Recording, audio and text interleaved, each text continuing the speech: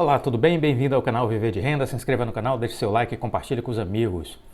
Goldman e Santander elevaram o preço-alvo de Petrobras, mas declararam em análises recentes que preferem a ação da PRIO. Capacidade de execução, fluxo de caixa positivo e menor custos são os fatores apontados nos relatórios tanto do Goldman Sachs como do Santander. Nas últimas semanas, a Petrobras se destacou com recorrentes elevações de recomendações por grandes bancos nacionais e internacionais.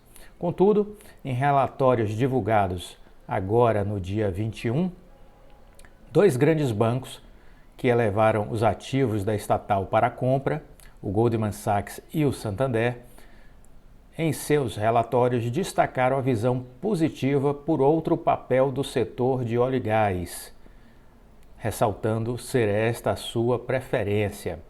Trata-se daí da ação da PRIO. No ano, a alta acumulada de PRIO 3 é bem mais modesta que a de Petrobras, de cerca aí, tem trabalhado, na verdade, com uma correção e atualmente tem tido aí ganhos da ordem de 4%. Estes bancos, tanto o Goldman como o Santander, afirmaram que a PRIO, os papéis da PRIO são seus favoritos ante os de outras petroleiras. O Santander destaca que o seu preço-alvo para PRIO 3 é de R$ 87,00. Preço-alvo de R$ 87,00. Já o Goldman coloca o preço-alvo em R$ 55,90. Então tá aí os preços-alvos do Santander e do Goldman Sachs. Nossa visão é de que o mercado não está precificando o potencial de crescimento da PRIO neste momento. Para o Santander, ela tem vantagens competitivas em relação às outras do setor, como no caso a 3R e a PetroRecôncavo, quando o assunto é execução. Basta olhar a sua performance histórica, a sua sólida experiência nas revitalizações dos campos de Frade e Polvo inspira aos investidores confiança para que se faça uma revitalização no campo de Albacora Leste, bem como o desenvolvimento do campo de Uaú. Tudo isso com gastos e investimentos que devem continuar a se traduzir em um baixo custo de produção. Vamos lembrar que no primeiro TRI, a PRIO teve um gasto por barril de petróleo de $9, contra $12,9 da PetroRecôncavo e $17 da 3R Petróleo. Isso claramente traz margens melhores para a empresa. O crescimento da produção, a redução do custo de extração e a execução do CAPEX são fundamentais para o setor no futuro. Na nossa visão, dado o fim da fase de desinvestimento da Petrobras, a execução se tornou ainda mais importante para os casos de investimento no setor. Então tá aí, a PRIO entre janeiro e março desse ano trouxe uma produção média recorde de 61 mil barris por dia, ante 47,6 mil no quarto TRI de 22 e 35,2 no primeiro TRI de 22. A PRIO é nossa principal escolha, disse o Santander. A PRIO é nossa principal escolha.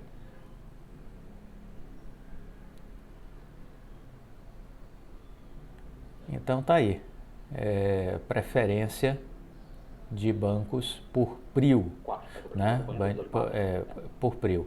Então, estude a empresa, identifique as oportunidades, compra quando, Clóvis, compra na baixa, aproveite as baixas e faça acontecer os seus investimentos, olhando sempre as oportunidades.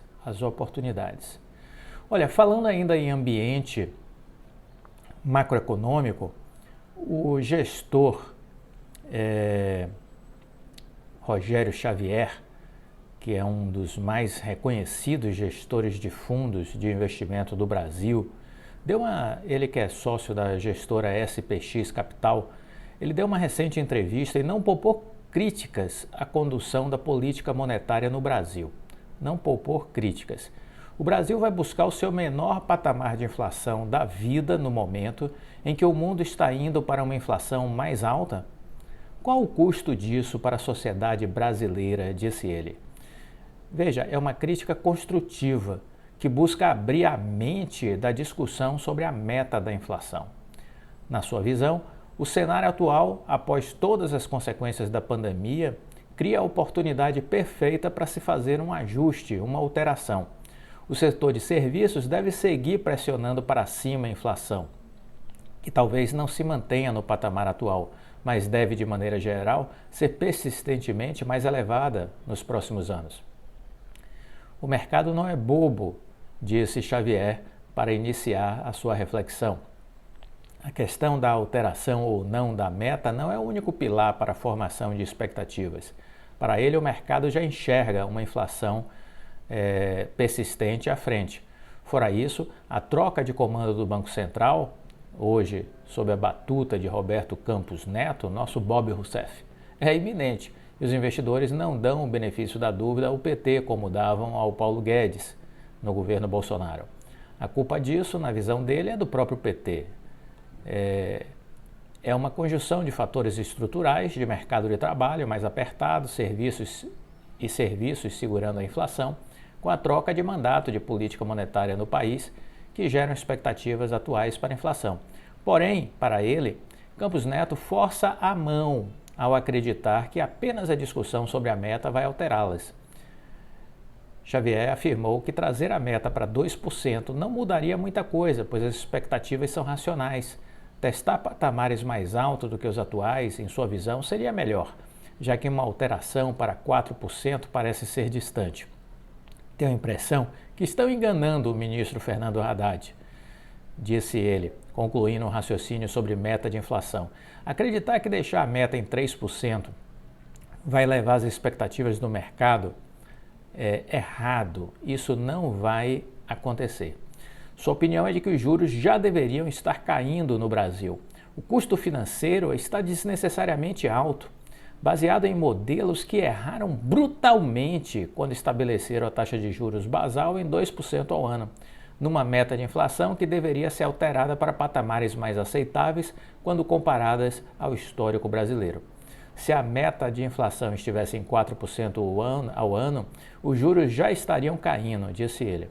Ao mesmo tempo, afirmou que Campos Neto é alguém aberto ao debate que fez boas entregas à frente do Banco Central, mas errou na condução da política monetária e deveria assumir este erro. Falta humildade, viu, Xavier? Não acredito que o faça. A Dilma nunca reconheceu que errou. Campos Rousseff também não vai admitir que errou. O Bob Rousseff também não vai admitir que errou. Esta taxa de Selic, ele fez a coisa certa no momento certo, quando ele levou rapidamente, de maneira consistente, freando o processo inflacionário. Só que agora a postergação é excessiva. Caberia a ele pensar fora da caixinha, que ele está preso na bolinha da Faria Lima, como diz Henrique Breda. A turma do Lexotan, depressivos, angustiados, que só veem o apocalipse, né? E Bob foi contaminado por essa turma e acredita que essa turma está certa. Como o Xavier falou, estão todos errados, né? Estão todos errados. Já era para ter baixado a taxa de juros, sim. E isso gera um custo violento para as empresas que não conseguem sustentar essa situação. As empresas são as mais penalizadas. Robson Braga de Andrade, que preside a Confederação Nacional da Indústria, tem criticado quase que todos os dias o custo do dinheiro no Brasil. Quase todos os dias. Ele tem criticado a atuação do Banco Central. Então, ele diz isso, né? Quando se fala de crédito, É importantíssimo, principalmente para as pequenas e médias empresas. Quando falamos de financiamento em exportações, é fundamental também para as grandes empresas. Todos os setores no Brasil, diz Robson Braga de Andrade, presidente da CNI, todos os setores no Brasil veem essa taxa de juros extremamente elevada. Não existe no Brasil nenhuma atratividade econômica que possa pagar, nenhuma atividade econômica que possa pagar juros tão elevados. Nós estamos tendo que pagar entre 20% e 30% de juros ao ano, a depender do tamanho da empresa.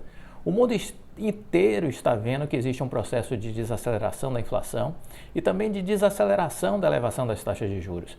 Em alguns países se aposta na sucessiva redução dessas taxas. O Brasil precisa fazer isso. É isso, né? Mas quem precisa fazer alguma coisa a essa altura do campeonato é o Senado Federal, porque deu autonomia ao Banco Central, no que está certo, mas errou a mão na autonomia, não estabeleceu critérios para a condução da economia por parte da política econômica por parte do Banco Central. Então aí errou feio o Senado Federal. O Senado Federal, o senador Rodrigo Pacheco, também precisa assumir este erro do Senado e revisar isso, revisitar. Não é acabar com a autonomia precisa ser mantida, né? Precisa ser mantida, é importante, é uma conquista importante, mas os critérios de análise estão totalmente equivocados, totalmente errados. A inflação está em queda e a Selic já era para estar a essa altura do campeonato em 12,75%, 1% a menos do que está.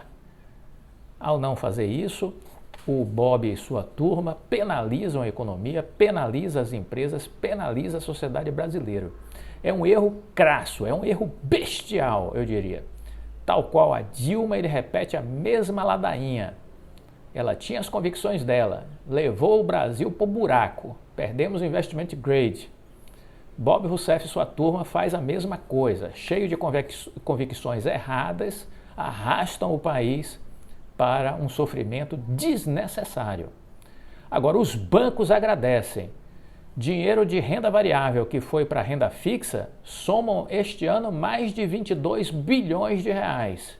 Dinheiro que saiu da renda variável para a renda fixa esse ano, mais de 22 bilhões de reais.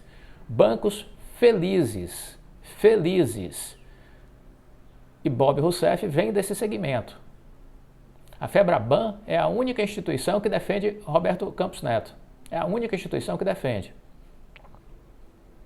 Faz sentido para você isso ou não? Você continuará cego, defendendo o indefensável. Não há defesa para os argumentos do Banco Central. Desculpa, não há defesa. Zero de possibilidades de defender a manutenção dessa taxa Selic. Era para já estar em 12,75%. Ao não fazer isso, isso chama-se burrice. O Brasil está cometendo uma burrice. E isso precisa ser revisto, urgente. Quem tem que rever isso? O Senado Federal. Acorda para a vida, senador Rodrigo Pacheco. É hora de agir. É hora de convocar o presidente do BC, revisitar a autonomia dada ao BC, definindo novos critérios para atuação. Não pode ser autonomia cheque em branco. Isso não existe. Isso é uma insanidade, dar um cheque em branco na autonomia do Banco Central. Insano isso. É preciso ter critérios para pautar a condução da política do Banco Central. Urgente. Acorda para a vida, Senado Federal. Hora de trabalhar. Pelo bem do Brasil, né? Olha, a Anatel acionou o TCU por conta do contrato de telefonia fixa da Oi. A Anatel acionou o TCU. A gente tem falado sobre isso e sobre outros temas ainda sobre a Oi, porque a gente faz um estudo de caso, obviamente, a respeito da empresa. A Anatel decidiu levar ao Tribunal de Contas da União um pedido para tentar resolver um embaraço bilionário da concessão de telefonia fixa da Oi por meio de um acordo com a operadora. A medida foi aprovada pelos membros do Conselho Diretor recentemente. Esse é um caminho novo para se resolver litígios entre as empresas e o poder público. A chance de solução de disputas por acordo veio somente em janeiro, com a criação da Secretaria de Controle Externo de Solução Consensual e Prevenção de Conflitos do TCU, iniciativa liderada pelo ministro Bruno Dantas. O primeiro acordo foi homologado este mês e envolveu usinas hidrelétricas e a agência reguladora do setor e o Ministério de Minas e Energia. O caso da Oi já é o maior e mais complexo do gênero. Também pode ser a salvação para a empresa, que em março entrou pela segunda vez em recuperação judicial, apontando dívidas da ordem de 44,3 bilhões de reais. Para se levantar, é essencial que a empresa administre a sangria de recursos com a concessão da telefonia fixa, um serviço obsoleto, morto, sepultado, mas que continuará exigindo desembolsos com a manutenção das redes até o fim do contrato em 2025. Pelas contas da Anatel, a Oi gastou cerca de 8 bilhões de reais em 2022 com a manutenção de orelhões, centrais telefônicas, redes próprias e de terceiros e call center, entre outras despesas. Já a receita da Oi neste segmento ficou abaixo de 2 bilhões de reais. Então a Anatel diz que a Oi gastou mais de 8 bilhões de reais em 2022 e a receita ficou abaixo de 2 bilhões de reais, ou seja, um prejuízo de 6 bilhões de reais somente no ano passado. E é isso que a Oi está querendo rever na arbitragem, que o governo pague esse prejuízo. A Oi abriu, no ano passado, o processo de arbitragem, cobrando da Anatel compensação pelos prejuízos causados pela concessão. A operadora calcula que tem a receber do governo 53 bilhões de reais. Só no ano passado, 6 bilhões de prejuízo, né? Entram nessa conta que a Oi fez reclamações antigas. A Anatel argumenta que já prescreveram. Quem vai decidir isso é a Corte de Arbitragem, né? É o pessoal que está na arbitragem, que é internacional, que não tem nenhuma tutela de ninguém aqui no Brasil. Em paralelo, a Oi poderia mudar o regime de concessão para autorização, o que a livraria dos desembolsos pesados do atual contrato. No entanto, para isso terá de pagar uma compensação de pelo menos 12 bilhões à União, que é o que a Anatel diz que deve ser pago. O valor ainda está sendo revisado pela Anatel e pode chegar a 16 bilhões ou 22 bilhões, é o que se fala nos bastidores. Mas uma vez definido, não poderá mais ser questionado. E aí tem a questão da arbitragem. Havendo crédito e débito de ambas as partes, entendemos que é conveniente buscar uma solução consensual, aproveitando a nova estrutura do TCU, Tribunal de Contas da União. Como já tiveram os primeiros acordos em outros setores, estamos otimistas. Também podemos conseguir um acordo junto à Oi. Com a resolução, a Anatel não terá de se preocupar com o fim da concessão de telefonia fixa em 2025 e a busca de outras operadoras para prestar esse serviço, que ainda é importante para algumas áreas, como segurança e emergência, além de prefeituras, empresas e parte da população em áreas remotas e carentes de conectividade, de internet de qualidade.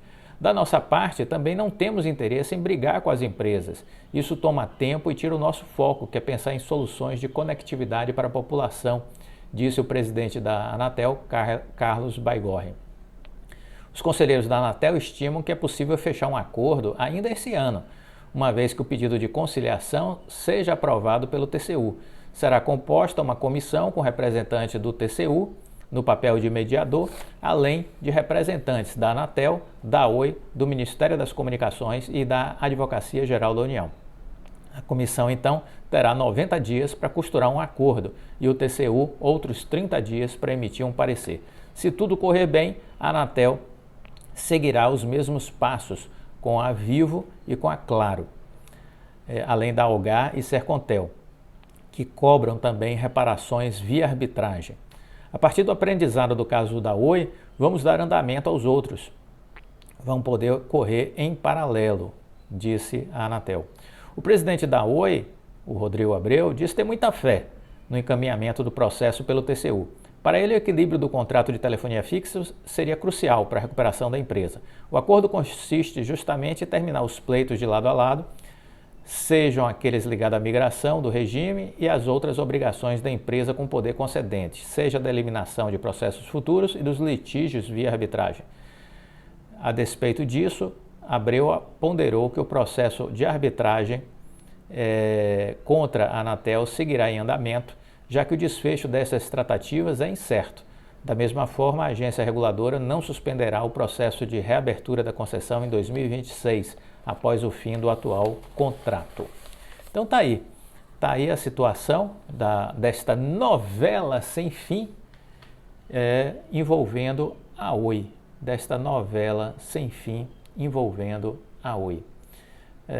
destacamos tudo isso porque entendemos que você precisa estar a par da realidade da empresa, da sua situação, na verdade, e ao mesmo tempo ponderar o que fazer e o que não fazer, qual a sua estratégia com relação à Oi.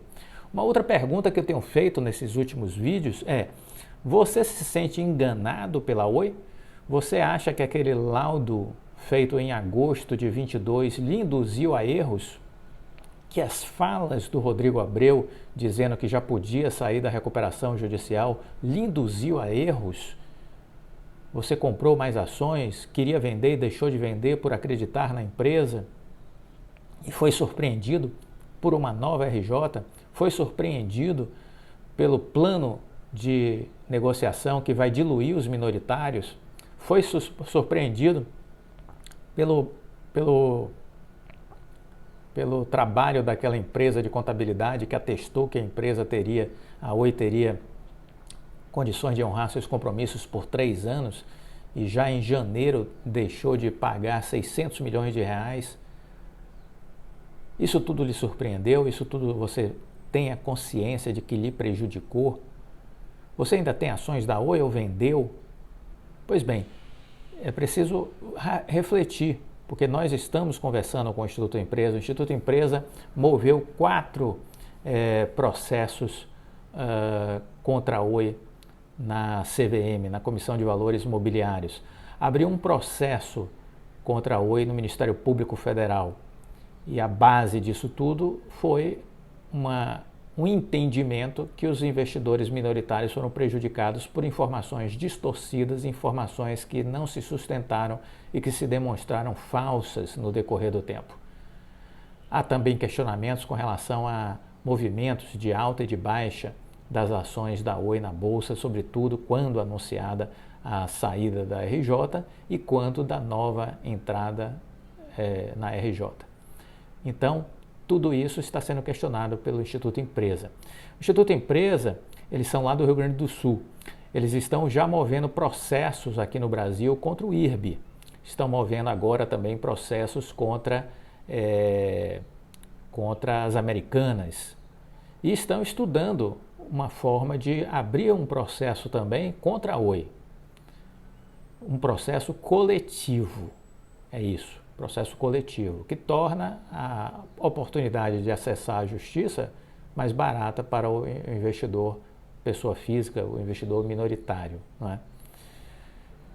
Você acha que isso faz sentido ou não? É uma perda de tempo. Alguns têm me dito, isso é uma perda de tempo. No Brasil, isso não vai para frente. Alguns já me mandaram mensagem dizendo isso. Você acha o quê? Clóvis, eu já vendi minhas ações da Oi, eu cansei e vendi com prejuízo. Você pode pedir ressarcimento pelos seus prejuízos nesse processo. Basta provar que você tinha as ações esse ano. Entendeu? Não importa se você vendeu. Então reflita se isso faz sentido. Porque nós estamos conversando com o Instituto Empresa e estamos buscando entender qual a perspectiva disso. Em breve vamos fazer uma live com o presidente do Instituto Empresa para tratar deste assunto e compartilhar essa ideia com vocês. Nos acompanhe, em breve voltaremos a essa temática. Gostou do vídeo? Deixa o like, compartilhe com os amigos, fique com Deus e até a próxima. Tchau!